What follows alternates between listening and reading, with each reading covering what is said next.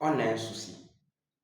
En Afrique, quand tu t'aventures dans quelque chose ou quand tu entreprends et tu échoues 4 à 5 fois, c'est fini. Soit c'est ta famille qui est derrière toi, soit ton avenir est scellé et tu ne peux pas réussir.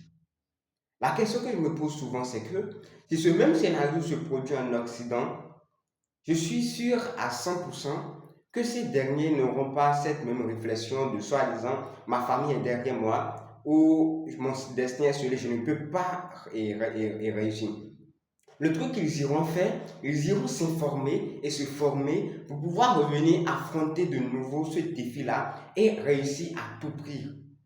Quand je prends l'histoire de celui qui a fabriqué la lampe électrique, on dit qu'il a échoué 1000 fois avant de pouvoir réussir.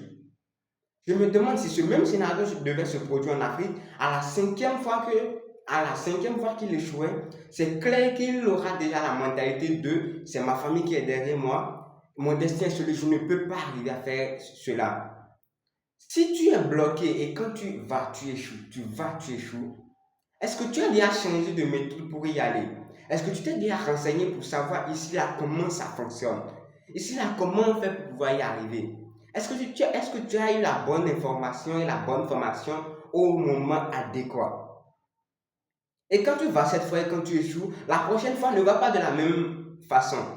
Rechange les méthodes, change tes méthodes et reva. Mais en changer les méthodes que tu vas adopter, il faudrait que ce soit les méthodes des gagnants qui ont déjà passé par cet endroit-là. Raison pour laquelle je disais dans ma vidéo hier qu'il est très important d'avoir un mentor ou un conseiller qui s'y connaît dans le domaine dans lequel tu veux t'aventurer pour pouvoir te conseiller ou te coacher pour pouvoir te permettre de gaspiller moins de temps pour réussir. Il faudrait qu'on essaie d'enlever cette mentalité-là de ma famille est derrière moi, mon destin est scellé, je ne peux pas réussir. Chaque matin, quand tu te lèves, la première des choses à faire, remercie le Seigneur pour le souffle de vie qu'il te donne. Fais ta petite prière et sois confiant et continue ta journée. Le soir avant de te coucher, fais ta petite prière et endors-toi. Rien de plus beau que ça. Et le reste, forme-toi, informe-toi, forme-toi, informe-toi. Prends des conseils chez énormément de personnes qui ont passé par ce chemin-là. Et maintenant, trace et planifie une stratégie de malade et reviens maintenant affronter ce défi-là et tu verras que tu réussiras. C'était tout pour cette vidéo.